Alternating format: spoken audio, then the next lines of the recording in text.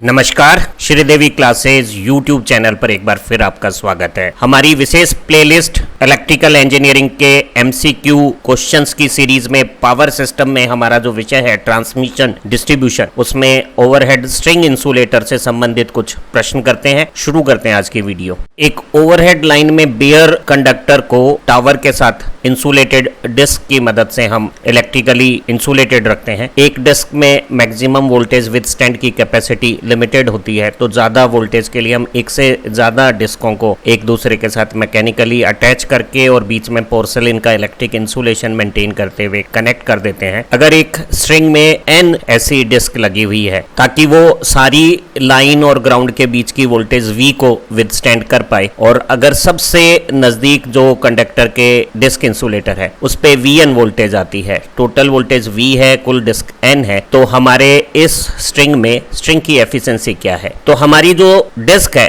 वो Vn voltage withstand करने के लिए कैपेबल है, और n ऐसी disc total n Vn voltage withstand कर सकती थी, लेकिन हम पूरी स्ट्रिंग पे जो वोल्टेज ला रहे हैं वो सिर्फ V है, क्योंकि इस पे अगर पीक वोल्टेज आ गई है तो दूसरी जो स्ट्रिंग्स में डिस्क लगी हुई होती हैं उन पे वोल्टेज कम आती हैं। तो जो टोटल स्ट्रिंग की एफिशिएंसी है वो सिस्टम की सारी वोल्टेज और सबसे नजदीक जो कंडक्टर के स्ट्रिंग में डिस्क है उसकी आई वोल्टेज से n गुना करके ये जो रेशो आता है बी ऑप्शन में, उसे हम स्ट्रिंग एफिशिएंसी कहते हैं। अगला प्रश्न है कि अगर एक स्ट्रिंग में 100% एफिशिएंसी है तो इसका क्या मतलब है? तो इसका मतलब बिल्कुल साफ है कि सारी डिस्क इक्वल और फुल कैपेसिटी के यूटिलाइज हो रही है, सभी पे पोटेंशियल एक समान आ रहा है। थ्योरेटिकली हम ऐसी कल्पना कर सकते हैं, लेकिन प्रैक्टिकली ये पॉसिबल नहीं होता, और प्रैक्टिकली जो कंडक्टर के सबसे नजदीक वाली डिस्क है वो फुल यूटिलाइज्ड हो जाती हैं और बाकी डिस्क पे वोल्टेज कम रहती हैं, इसलिए स्ट्रिंग एफिशिएंसी हमेशा 100% से कम होती हैं। लेकिन अगर 100% एफिशिएंसी है तो इसका मतलब है सारे डिस्क इंसुलेटर पे जो स्ट्रिंग में लगाए हुए हैं सब पे वोल्टेज एक समान आ रहा है। एक ओवरहेड ट्रांसमिशन लाइन में कंडक्टर हमारा V फेज वोल्टेज के साथ होता है, और वो टावर जो कि ग्राउंड पोटेंशियल पे है उससे इलेक्ट्रिकली इंसुलेटेड बहुत सारी डिस्क की मदद से होता है। इन डिस्क के बीच में ये जो मेटल कनेक्शंस हैं वो अलग अलग पोटेंशियल्स के पॉइंट बन जाते हैं, और पोटेंशियल डिफरेंस के साथ बीच का जो डाइलेक्ट्रिक मीडियम है वो एक डिस्क इंसुलेटर को कैपेसिटर जैसा बिहेव करवाता है। अगर सभी डिस्क इंसुलेटर सिमिलर ज्योमेट्री के हों तो सबका कैपेसिटेंस वैल्यू C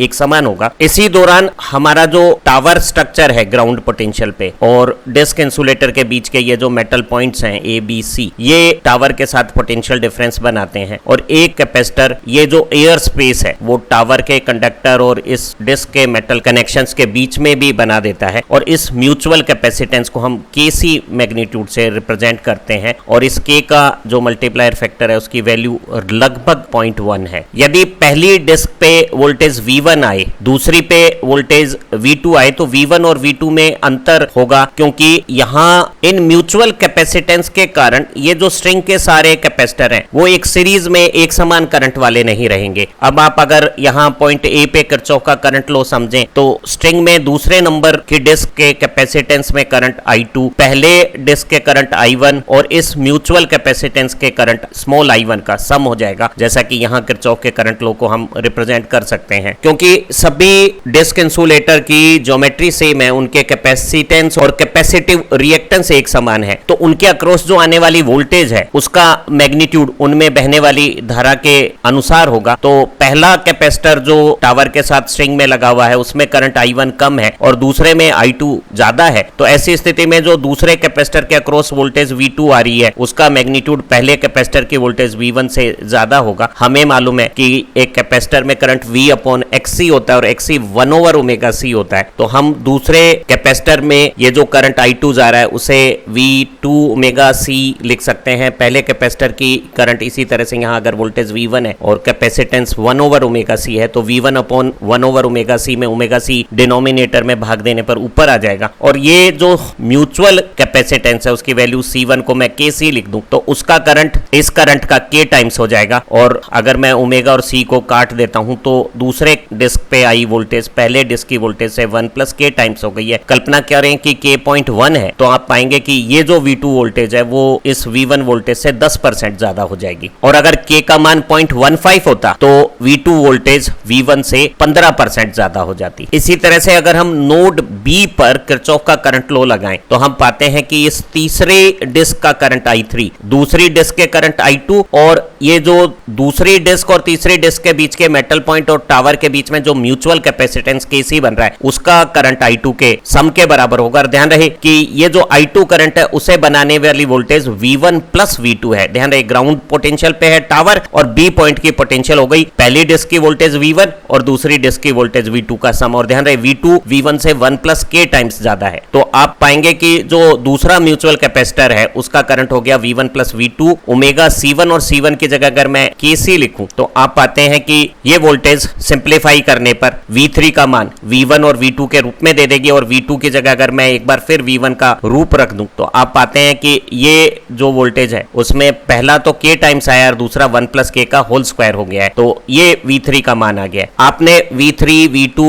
सबको V1 के रूप में लिख लिया है तो हम टोटल वोल्टेज को V1 के रूप में सरल करके लिख सकते हैं। ध्यान रहे यहाँ 3 डिस्क हैं तो 3 K आ गया है और ये K स्क्वायर का फैक्टर आ गया है। हम पा रहे हैं कि हमारी जो सबसे नीचे वाली डिस्क है उसका करंट सबसे ज्यादा होने के कारण उस पे ये जो वोल्टेज V3 आ रही है उसका मैग्नीट्यूड सबसे ज्यादा है। तो अगर सारी डिस्क पे V3 वोल्टेज हम अप्लाई कर पाते तो हमारी पूरी स्ट्रिंग इतनी वोल्टेज को विथस्टैंड करने की कैपेसिटी रखती थी, लेकिन हमने उस पे सिर्फ वोल्टेज V अप्लाई की तो सारी स्ट्रिंग की वोल्टेज तो V है और सबसे नजदीक जो कंडक्टर के स्ट्रिंग का डिस्क इंसुलेटर है उसकी वोल्टेज को अगर n टाइम्स कर दें तो ये जो रेशियो है वो परसेंटेज स्ट्रिंग एफिशिएंसी आ जाएगी। हमें ये डेरिवेशन भी एग्जाम में पूछा जा सकता है या फिर दो डिस्क से related V2 is equal to V1 plus 1 plus K के रूप में कोई ऑब्जेक्टिव क्वेश्चन पूछा जा सकता है। एक बहुत महत्वपूर्ण प्रश्न है कि हम एक स्ट्रिंग में लगे हुए बहुत सारे डिस्क इंसुलेटर के इस कॉन्फ़िगरेशन की स्ट्रिंग एफिशिएंसी को किस प्रकार इंप्रूव कर सकते हैं। तो जो स्ट्रिंग एफिशिएंसी को इंप्रूव करने के सरल तरीके हैं वो ये है कि हम क्रॉस आर्म की लंबाई बढ़ा देते हैं। हम अलग अलग मान के कैपेसिटेंस ले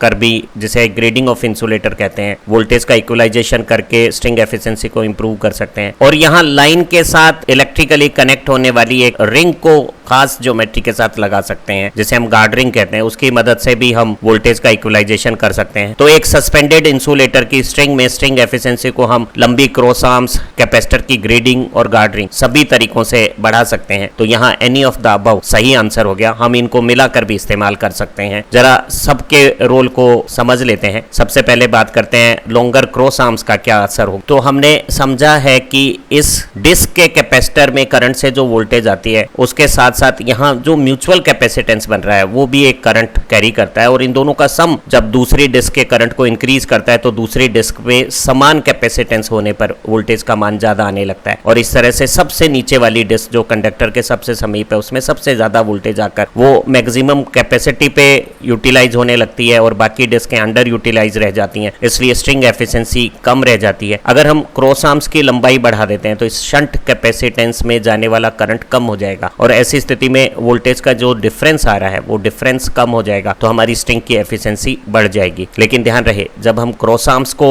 बढ़ाते हैं तो न केवल हमारी स्ट्रक्चर में ये लेंथ बढ़ने से कुछ मटेरियल ज्यादा लगा है, साथ में टावर से दूर कंडक्टर की माउंटिंग होने पर मोमेंट्स बढ़ जाएंगे तो उन मोमेंट्स को विथस्टैंड करने के लिए टावर की स्ट्रेंथ बढ़ानी पड़ेगी। तो हम पाते हैं कि टावर की कॉस्ट और मटेरियल इस तरह के कंस्ट्रक्शन से बढ़ जाती है। तो एक लिमिट से ज्यादा क्रॉस आर्म्स को लंबा करके स्ट्रिंग एफिशिएंसी को बढ़ाने की कोशिशें नहीं होती हैं। एक दूसरा तरीका हो सकता है ग्रेडिंग ऑफ इंसुलेटर, अर्थात ये जो डिस्क हमने ली है वो अलग अलग ज्योमेट्री की लें और जो डिस्क सबसे ऊपर लगी हुई है उसका कैपेसिटेंस की वैल्यू कम रखें ताकि उसका कैपेसिटिव रिएक्टेंस XC ज्यादा हो और वो कम करंट पे भी वोल्टेज दूसरी डिस्क जो ज्यादा करंट पे ऑपरेट हो रही हैं जिनका कैपेसिटेंस बड़ा है XC कम है तो I और XC का प्रोडक्ट सभी में अगर एक समान हो जाएगा तो वोल्टेज का डिवीजन एक समान हो जाएगा। आमतौर पे इस तरह का इक्वलाइजेशन बहुत ज्यादा व्यवहारिक नहीं है। जब हम बहुत ज्यादा डिस्क की संख्याएं इस्तेमाल करते हैं ऐसी स्थितियों में तो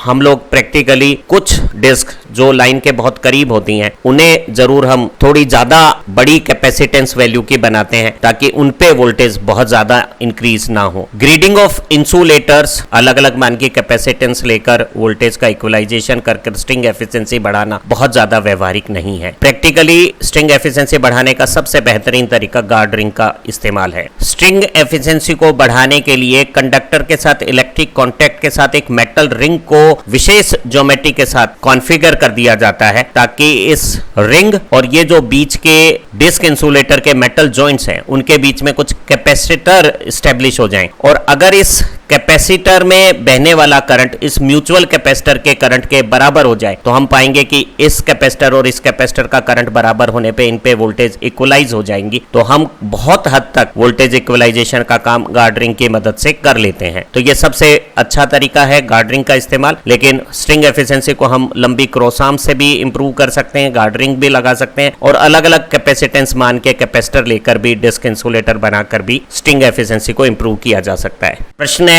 हाई वोल्टेज ट्रांसमिशन लाइन में किस प्रकार के कंडक्टर इंसुलेशन हम यूज करते हैं। तो हम 2 या 3 पीसेज में पिन इंसुलेटर को जोड़कर अधिकतम 33 kV तक के इंसुलेटर डिजाइन करते हैं। इससे ज्यादा वोल्टेज के पिन इंसुलेटर डिजाइन करना संभव नहीं है। तो हम सस्पेंशन इंसुलेटर में अलग अलग डिस्कों को मेटेलिक जॉइंट से जोड़कर और एक कंडक्टर को टावर से नीचे लटकाकर सस्पेंशन टाइप कॉन्फ़िगरेशन में इस्तेमाल करते हैं। तो हाई वोल्टेज ट्रांसमिशन लाइन में सारे इंसुलेटर सस्पेंशन टाइप इंसुलेटर होते हैं 33 kV से ऊपर सभी वैल्यूज के लिए। पूछा है कि किसी ट्रांसमिशन लाइन में कितने डिस्क इंसुलेटर हम इस्तेमाल करते हैं। अलग अलग कॉन्फ़िगरेशन की डिस्क इंसुलेटर बनाकर हम उन्हें अलग अलग वोल्टेज के लिए डिजाइन कर सकते हैं। लेकिन एक चीज तय है कि अगर मेरी लाइन की वोल्टेज ज्यादा होगी तो मैं स्ट्रिंग में ज्यादा डिस्क इंसुलेटर लगाकर ट्रांसमिशन लाइन की हाई वोल्टेज को शेयर करके विदस्टैंड करूंगा। हम आमतौर पे एक 132 kV की लाइन पे 11 डिस्क इंसुलेटर के आसपास इस्तेमाल करते हैं। 220 kV में ये संख्या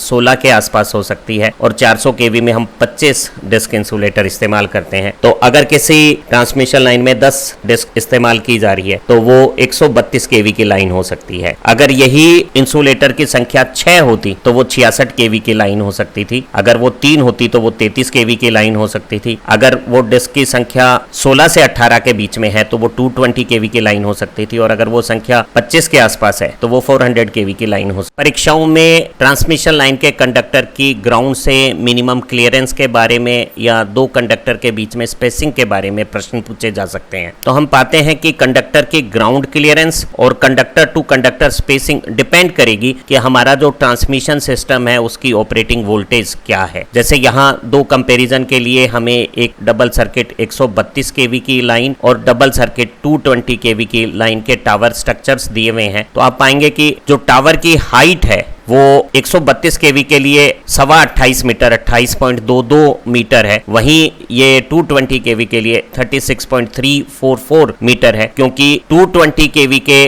केस में हमें ये जो ग्राउंड क्लियरेंस है वो ज्यादा चाहिएगी, 132 के केस में ये कम चाहिएगी। इसी तरह से कंडक्टर टू कंडक्टर स्पेसिंग में भी आप अंतर पाएंगे, जहां ये सेंटर से एक कंडक्टर की सस्पेंशन इंसुलेटर की डिस्टेंस 4.42 मीटर है 132 kV में, वही 220 के केस में 4.7 मीटर के आसपास है। जरा रूल्स जानते हैं जो ग्राउंड क्लियरेंस और कंडक्टर टू कंडक्टर स्पेसिंग को डिसाइड कर। जो मिनिमम ग्राउंड क्लियरेंस किसी कंडक्टर के ग्राउंड से चाहिएगी वो हमारी 18 फीट या 5.2 मीटर है अगर हमारी ऑपरेटिंग वोल्टेज 33 kV से कम है। अगर वो 33 के मल्टीपल में इंक्रीज होती है तो हर 33 kV के लिए ये 1 फीट ज्यादा हो जाएगी, 0.3 मीटर बढ़ जाएगी। तो आप पाएंगे कि जो ग्राउंड क्लियरेंस है वो 132 kV के लिए 6.1 मीटर है, वही 220 kV के लिए 7 मीटर्स हो गई है और 400 kV के लिए रफली 9 मीटर्स हो गई है। तो हमारी ऑपरेटिंग वोल्टेज बढ़ने से ग्राउंड क्लियरेंस जो मिनिमम हमें चाहिए वो इंक्रीज हो जाएगी। तो 220 kV के लिए ये 7 मीटर मिनिमम क्लियरेंस है, अर्थात हमारा मिड स्पान में मैक्सिमम सैग पोजीशंस पे भी कंडक्टर ग्राउंड से 7 मीटर से ज्यादा ऊंचा होना जरूरी है। जब हम 2 सस्पेंडेड स्ट्रिंग्स में कंडक्टर्स को सस्पेंड करते हैं तो लंबे स्पान, बहुत ज्यादा सैग होने पे सेंटर पे और कंडक्टर के छोटे छोटी डायमेंशंस होने पे विंड और दूसरे फोर्सेस के कारण वो एसिमेट्रिकल मूवमेंट करते हुए एक दूसरे के पास आकर स्पार्किंग और कांटेक्ट की रिस्क ना बढ़ाएं, इसलिए हम कंडक्टर्स में एक मिनिमम स्पेसिंग मेंटेन करते हैं और ये मिनिमम स्पेसिंग 132 केवी में 3 मीटर होनी चाहिए, 220 में ये 5 मीटर और 400 केवी में 7 मीटर है, 2-2 मीटर का इंक्रीमेंट है और ये मिनिमम लिमिट्स हैं। तो हमारी जो डिजाइंड लाइनें होती हैं उनमें कंडक्टर स्पेसिंग इससे भी 1 या 2 मीटर ज्यादा होती है। जैसे ये 220 केवी के लिए मिनिमम 6 मीटर डिफाइंड है, जो इस क्वेश्चन में अगर पूछा है कंडक्टर के बीच में स्पेसिंग कितनी होगी तो 220 केवी लाइन में ये अप्रोक्सीमेटली 6 मीटर हो सकती है। इसी तरह से ये फिगर 132 केवी के लिए 3.5 मीटर है और 400 केवी के लिए 8.5 मीटर है। हमें लगता है कि ये फिगर परीक्षाओं की दृष्टि से आप याद कर सकते हैं। इस वीडियो से आप ओवरहेड कंडक्टर के सस्पेंडेड स्ट्रिंग इंसुलेशन के बारे में काफी समझ बना चुके होंगे। आपको स्ट्रिंग एफिशिएंसी भी समझ में आई होगी और उसे कैसे इंप्रूव करते हैं ये भी आप जान गए हैं। हमारी इसी श्रृंखला में दूसरी वीडियो की मदद से आप परीक्षाओं में अच्छा प्रदर्शन करें। Have nice time. Thank you very much.